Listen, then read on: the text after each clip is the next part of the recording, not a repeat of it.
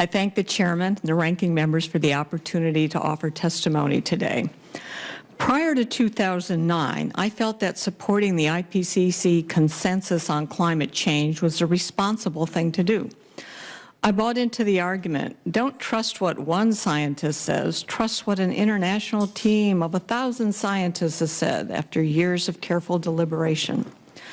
That all changed for me in November 2009 following the leaked ClimateGate emails that illustrated the sausage making and even bullying that went into building the consensus.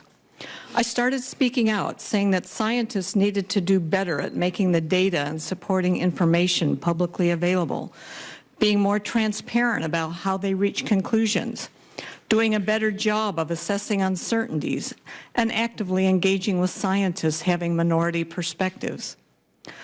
The response of my colleagues to this is summed up by the title of a 2010 article in the Scientific American. Climate heretic Judith Curry turns on her colleagues. I came to the growing realization that I had fallen into the trap of groupthink.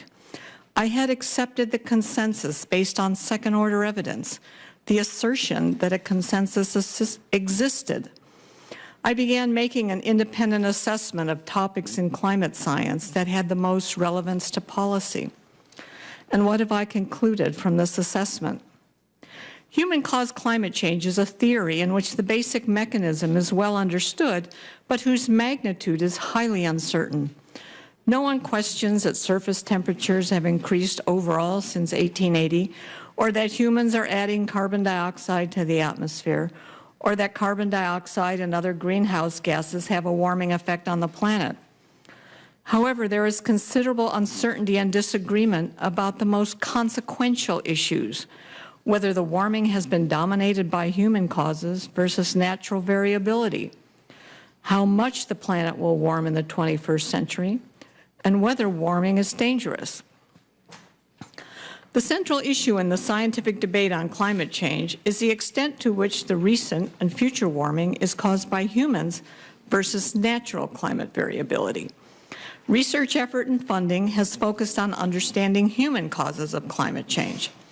However, we have been misled in our quest to understand climate change by not paying sufficient attention to natural causes of climate variability, in particular from the sun and from the long-term oscillations in ocean circulations.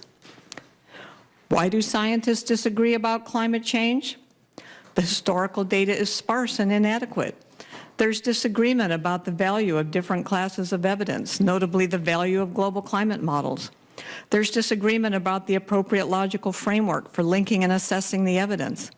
And scientists disagree over assessments of areas of ambiguity and ignorance. How then and why have climate scientists come to a consensus about a very complex scientific problem that the scientists themselves acknowledge has substantial and fundamental uncertainties? Climate scientists have become entangled in an acrimonious political debate that has polarized the scientific community. As a result of my analyses that challenge IPCC conclusions, I have been called a denier by other climate scientists, and most recently by Senator Sheldon Whitehouse. My motives have been questioned by Representative Grijalva in a recent letter sent to the president of Georgia Tech. There is enormous pressure for climate scientists to conform to the so-called consensus.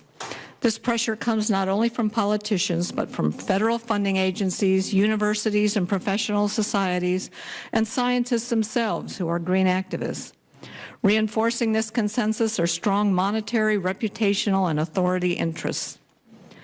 In this politicized environment, advocating for carbon dioxide emissions reductions is becoming the default, expected position for climate scientists. This advocacy extends to the professional society that publish journals and organize conference. Policy advocacy, when combined with understating the uncertainties, risks destroying science's reputation for honesty and objectivity, without which scientists become regarded as merely another lobbyist group. I would like to thank the committee for raising the issue of data versus dogma in support of improving the integrity of climate science. This concludes my testimony.